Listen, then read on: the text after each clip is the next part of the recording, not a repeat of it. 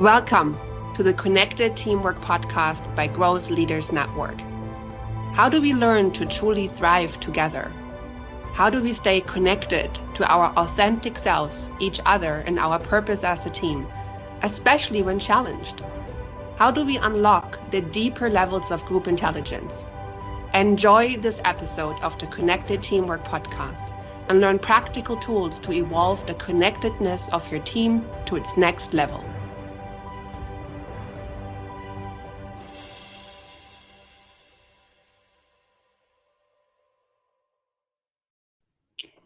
Welcome to Connected Teamwork Podcast.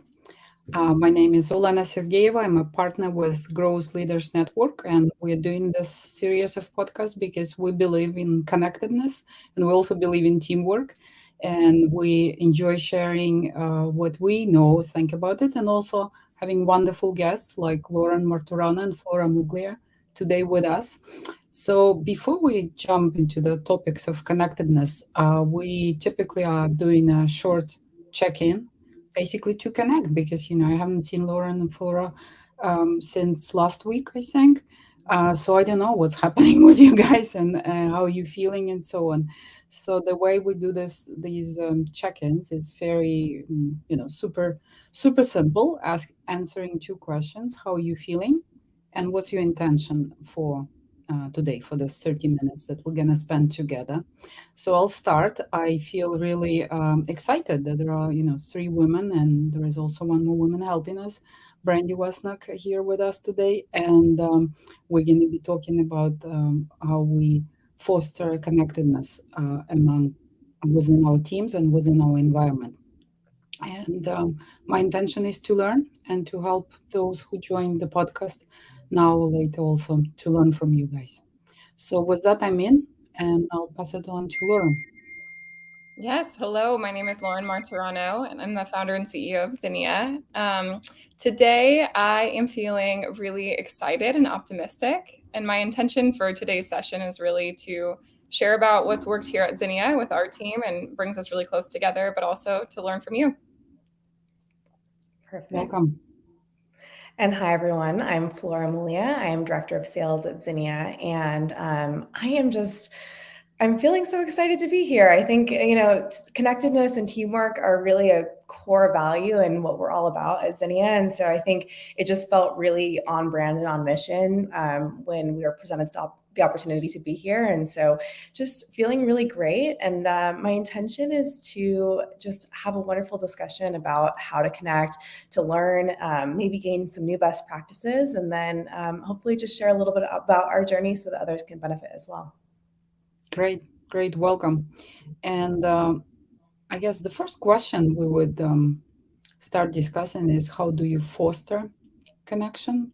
And when we talk at GLN about connectedness, we typically talk about three things. One is, being connected to self, doing what you believe in, saying and sharing your truth, being in tune with what's going on, within you in your life and so on, and what's important to you.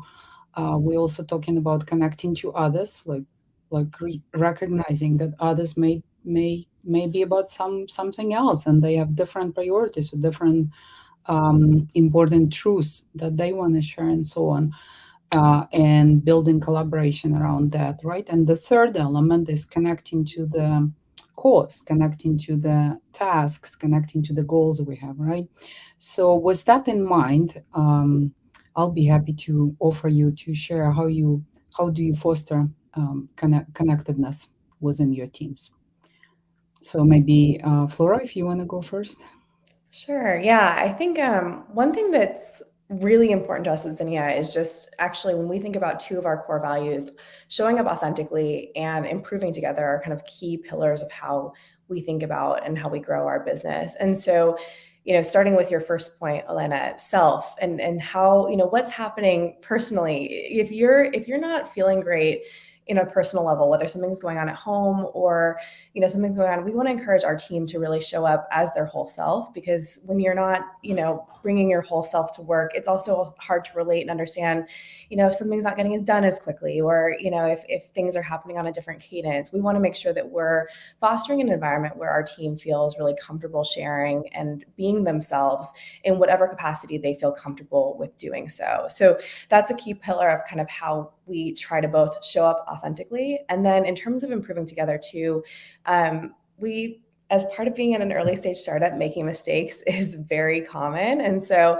we are constantly trying to learn and to grow together, and just to really, take mistakes as learning opportunities and say, okay, like, how do we become better next time? How do we use this as a way to grow our team, grow our learnings, document for future so that we don't forget in 6 months and do it all over again, but really just take it to become better, personally, professionally, and organizationally. So I think those are just some key areas for me where, when I think about how I show up and try to drive that level of connectedness, it's all about modeling that for the team, ensuring that people feel comfortable sharing to whatever extent that they can or feel able to. And then just being also really honest when things aren't going well, or when there's a learning. I think it's one thing we try to do is we'll even post on LinkedIn if something goes wrong and just share, just because we try to use that as an opportunity to be authentic, both internally and externally, as a learning opportunity. Thank you, Flora. Lauren, would you like to?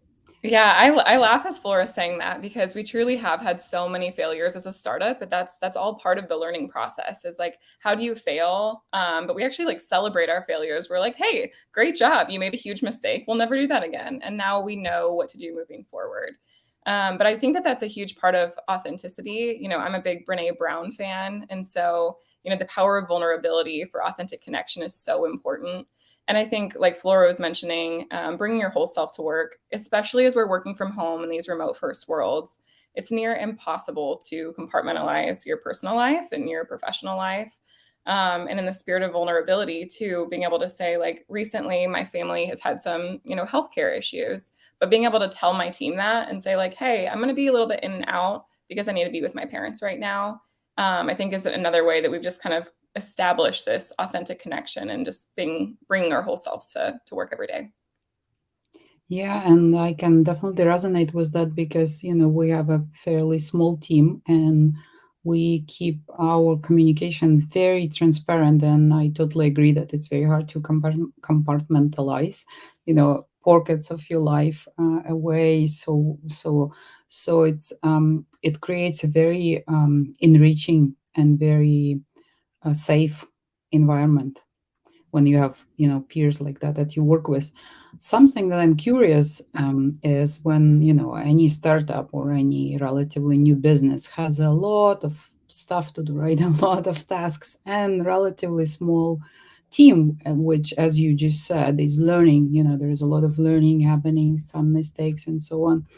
So how do you balance this respect for what's happening in someone's life that might require their attention elsewhere, right? With all these tasks that have to happen, right? Someone has to do it, and you probably don't want to be the person that takes on more and more and more just because someone else has some challenges, some other challenges. So maybe you could share a story or an example that would help to see how you balance that.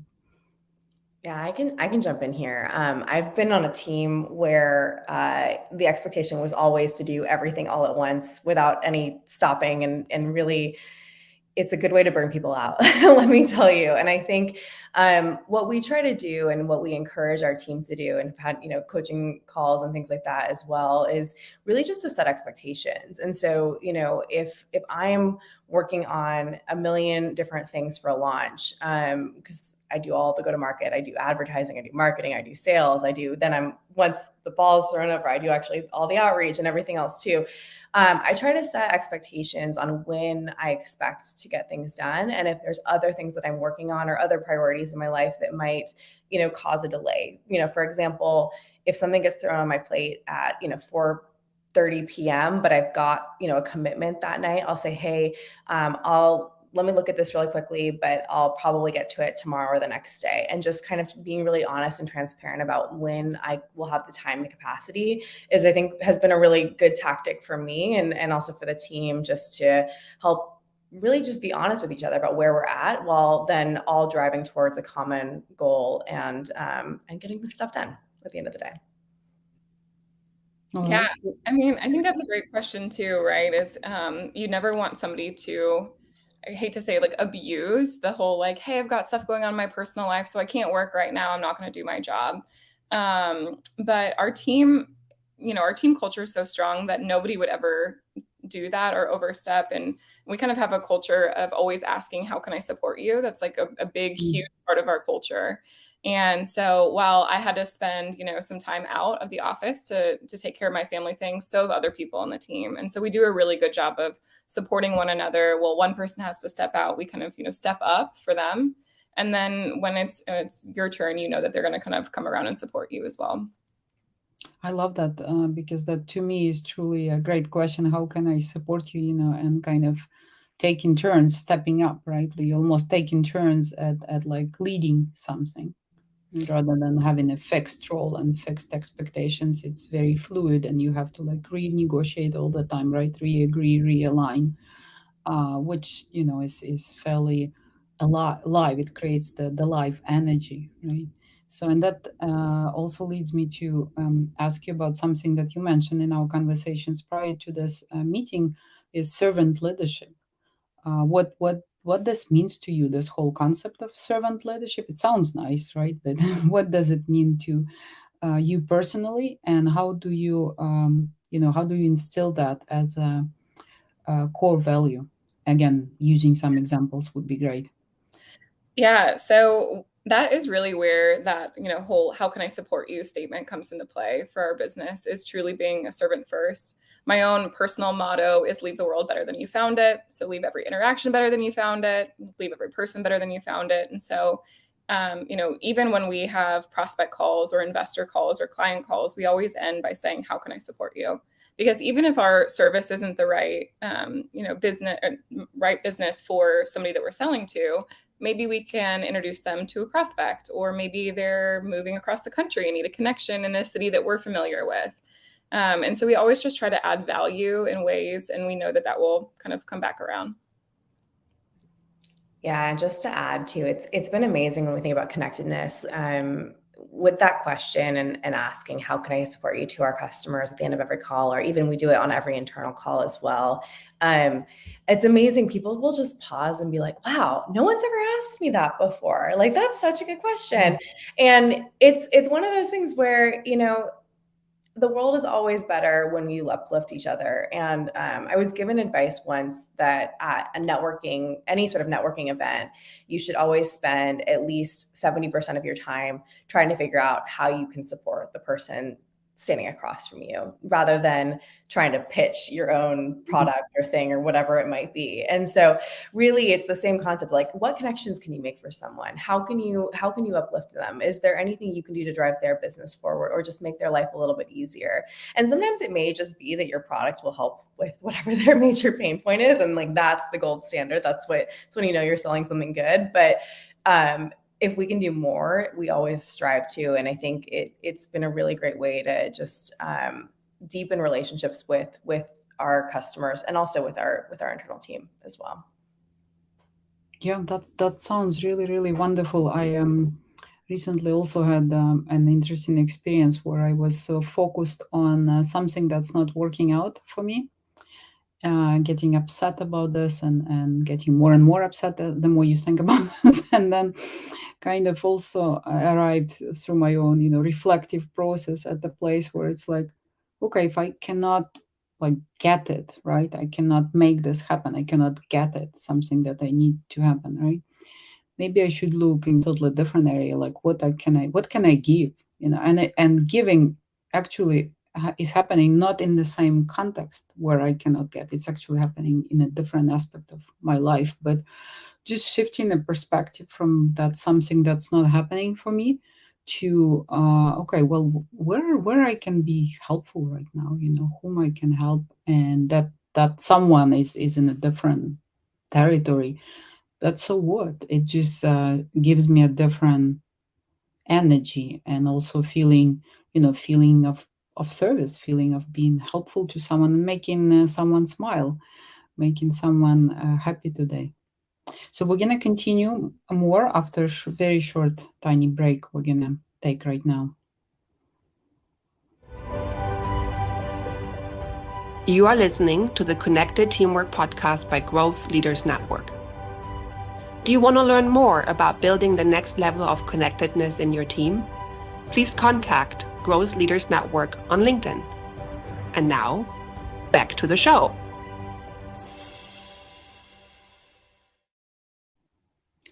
And continuing on the topic of service, right? Service and servant leadership, and giving versus getting mentality. I want to mention like 3 core principles that we believe at JLN are the cornerstones for connected teamwork. One of them is service, that we just talked about, right? And that given mentality. Another one is love, kind of looking at others was eyes of love, was eyes of acceptance, was eyes of understanding, was empathy, and recognizing also the growth that we go through, each of us goes through. And another one is truth also, right? Staying truthful to self, and being open about what matters, having open communication. And of course, these are just kind of abstract, right, principles, right? You can understand them, but it's a little harder to see right away how they are practiced. So I'm just curious, if these other 2 things, how much sense they make to you, and also if they do, what kind of examples come to mind from your practice. Because when we have some principles or values, right, inevitably there will be situations where when they get challenged through interactions, through the conflict or something. So and that challenge or conflict is a wonderful opportunity also for for growth, or for uniting, sometimes for going separate ways also. So I'm just curious how that resonates with you. Yeah. So, obviously service, we definitely have in common there that's something, not only to support others, but giving back. We really encourage, giving back to nonprofits and local charities and things like that. Flora serves on a board of a nonprofit. Our team does a lot of volunteering. So definitely that resonates with me. I love what you said about love. One of our other core values is assume the best. So putting yourself in somebody else's shoes and showing up with love for them, saying, we don't know what they're going through today. We don't know how they're showing up or what's going on in their own life. So assuming that they have the best of intentions is definitely, that love really resonates with me. Thank you, Flora. Yeah, I mean, absolutely, of course, right? I think on the truth side, authenticity is all about truth, and just being, as honest and transparent as you're willing to be. To me, being honest is one of my personal core values. And I think consistently, as I think about how we show up internally and externally, how, it's all always about what you're comfortable with sharing, and how we can support others. But I think to the extent that, you're able to show up authentically, be truthful, think about ways to uplift each other in whatever your truths may be. And then really, obviously, also as that extends externally too, thinking about how we can support, our customers and their truths, and just the challenges that they face is just really critical for our growth. So yeah, holistically, end to end, I think all 3 of those values really align well to how we've thought about and aligning our core values as a business, but also I think personally and professionally too, they resonate with me as well. Great. Can you, I'm still going to be persisting a little bit with the challenges, right? Can you think of any conflict or challenge that you had to navigate through, whether on a team or maybe outside, working with a customer or potential customer, where your values got challenged or your principles got challenged, and how you navigated through that situation? That's such a good question. And I feel like we've been so lucky in our journey here at Zinnia that, all of our clients have been really incredible to work with. Just really trying to think through and like where the challenges are of working with other people. But I think the biggest challenges we've had, we have turned down customers before when frankly, it just didn't align with what value we could provide. Things that they were seeking was more or different, or, like, hey, we really want to rent an Airbnb. It's like, that's not the business that we're in. We can't really support things like that. And so I think it's more about just like aligning expectations, but from a core value perspective, I don't know, Flora, do you have any thoughts on that with Zinnia? I feel like we've been so lucky so far. Yeah, I think the only thing I would say is it's not personal or like from a team perspective or from a customer perspective, but the economic climate, I think, definitely forced us to really reevaluate where we were at. And we've been through not quite a full pivot, but really a transition period with kind of finding our identity and really figuring out what products are going to best support our customers. And at Zinnia, we're all about connection. Everything we build is to actually help our customers connect with their customers and with their teams externally too. And so we wanted to keep that as a core theme, but as we had to have an honest conversation with ourselves and say, what actually is going to move the needle for our clients, and so that we're hearing their feedback, and they're being vulnerable, they're being honest with us. They're saying, hey, our budgets for team events have been cut because of the economic climate. What else can we do here? And so really we were forced to think critically and be a little creative and come up with something that's going to actually solve more long-term problems and also withstand, any number of economic climates too. So I think that's been the biggest challenge that I can think of that comes to mind. Yeah. Oh, that's wonderful. Yeah, but my guess is that there is something happening early enough in the relationships building, whether it's a new team member or a new potential client, that allows you to kind of build that resonance and understanding early enough. So therefore, there may not be these big, unexpected challenges or conflicts or anything later, right? Any thoughts on what's happening very early in the relationship? Yeah, we try really hard to do as much research on our customers as possible. So before any customer meeting, we spend ample amounts of time, looking up their LinkedIn, looking up them socially and what we are able to find on them. We spend time looking at their company, the challenges, anything in the news that might be relevant, really all sorts of information that will then inform a discussion and really kind of take in insights to then say, okay, how can we add value here? And so we have some assumptions that we're then able to validate going into each and every call or meeting, and really just use the time to for discovery, for actual get to know you and connection directly. But we're coming in with that baseline foundation, which I think has often served us really well in helping us connect and further drive those relationships forward. So, and we're building some products that will help others do that too. So we're pretty excited there. But I think really kind of at the baseline, just level setting and really understanding, like, what is your pain point? What do you need help with? How can we help support you? And going back to the question of how can I support you? If the product isn't a fit, it's still all about the personal connection and how we can support them directly that way too, which I think, builds bridges, not walls. Wonderful. I love that. Lauren, would you like to add something to that? Yeah, no, I think I love that, Flora. I don't think I've ever heard you say that before, but we really are all about fostering true, authentic human connection. I always say the term of like forced serendipity, of like learning something about somebody where you sit next to them and you're like, oh my gosh, you ran the Boston Marathon. I ran the Boston Marathon. That's so cool. But, those are the type of things that come out of the research before. But kind of taking a different lens on, not as much on the customer side, but more on our employee side. As I was expanding our team, I did a lot of research into each of the individuals to make sure that they were a good culture fit for the team before we even went down the pathway. So talking about, we haven't had these challenges of, our values are different. And I think it's all the pre-work that went into it and validating that this is a right cultural fit and that we are on the same page, we have the same goals and believe in the same inherent things. Yeah, That's One wonderful, really. Yeah, Flora, you want I was to? just going to add, one thing we do on every team call is we call it rosebud and thorn. Zinnia is a flower, if you don't actually know. So our company name comes from a flower. So we try to do a check-in with our team on every single call to understand, what their priorities are and what they're working on. That's their rose.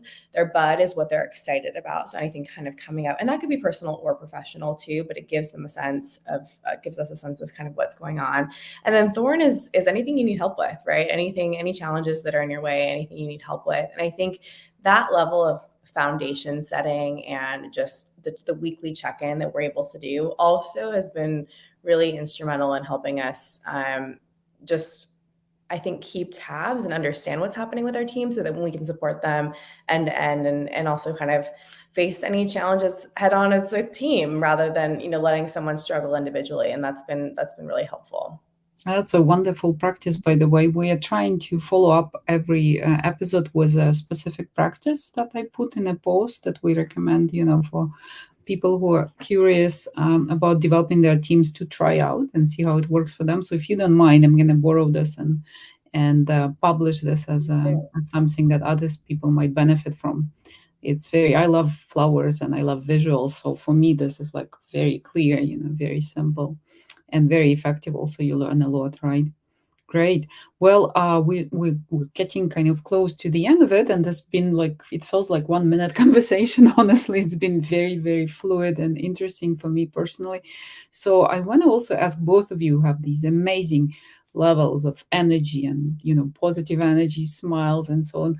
How do you stay energetic like this? What are your own practices for yourself? To keep up the high level of energy, enthusiasm, and so on. Be as specific and simple things, big things, whatever. Yeah, Go ahead, Lauren. Yeah. Flora? Okay, I'll jump in. Yeah, so I've really tried to focus on balance. I found when I am, drinking from an empty cup, I cannot bring the energy that, my team and my customers need to move the business forward. And so a couple things I think it really have helped me. I exercise pretty much daily and really kind of have tried to build that in. I try to, fuel myself with good, healthy food, lots of vegetables. I do love caffeine. I'm not going to lie. That definitely fuels me and makes me smile every day. But I think also just, taking some time for myself, doing a couple of deep breaths before a call. If I'm nervous, one trick I've found that always helps is just to do a few jumping jacks before a meeting actually really centers me. It just channels that nervous energy into like a really productive tool to drive excitement. So just, I think for me, it's all about those little moments and ways to drive balance in my day-to-day so that I can show up authentically, but then also channel the energy in a way that is productive and will also kind of help move everyone else forward too. Super. Lauren? Yes. Well, I'm right alongside Flora in that I will not lie. I love my caffeine. It does bring me a lot of energy, but the startup world is kind of a roller coaster ride. There's a lot, the highs are so high and the lows can feel really low, but the way that I feel like our team brings a lot of energy is we always make sure to celebrate the little things. So if it's, we got a little bug fixed in our software, or we closed a client, or we got a message from somebody that said, you guys are a godsend, you're a lifesaver, we celebrate every little thing. And I think that helps our team always stay positive and bring a lot of that energy. But, obviously exercise, water, all of those things. I will say the number one thing for me is building a team of people that I want to work with every single day. Like, our team is the best team, and I will not be humble about it. Our team is amazing and they give me so much energy. So this is wonderful. And I'm thinking, since we have 1 minute left, let's just do a very quick kind of take a moment to think, a quick check out with maybe one thing that your takeaway from this whole conversation. And so let's just take like 5 seconds to think.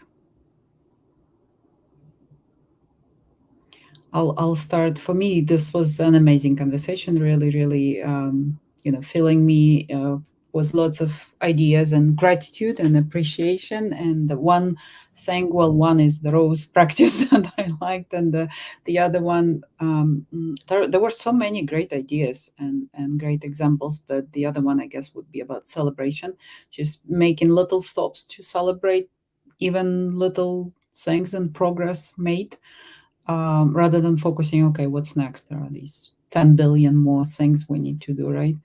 So that's it. With that, I'm out. Lauren, over to you. Yeah, I think coming out of this, I'm just feeling so grateful. Again, just kind of reflecting on our team and every day, I just am so thankful for what I have and getting to see my partner in crime, Flora, answer these questions. And every day I'm like just so in awe, so amazed by how awesome she is. So feeling just so abundantly grateful. And yeah, I think just kind of keeping, love and trust at the core of connectedness is super helpful to keep in mind too. So thank you for sharing that.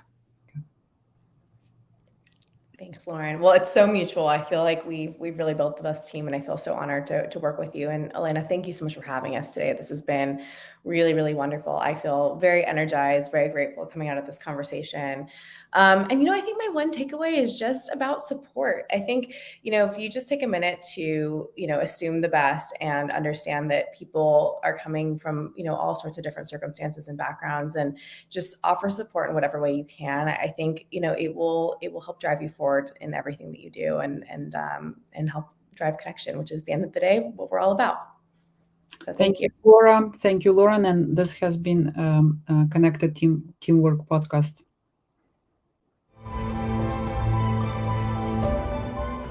Thank you for listening to the Connected Teamwork Podcast by Growth Leaders Network. Take a moment to reflect on what you learned today that can help build your team. Also, if you like, think about one of your team members and what you appreciate about them. Let them know. Enjoy connecting more deeply to what is great about them. And see you next time at the Connected Teamwork Podcast.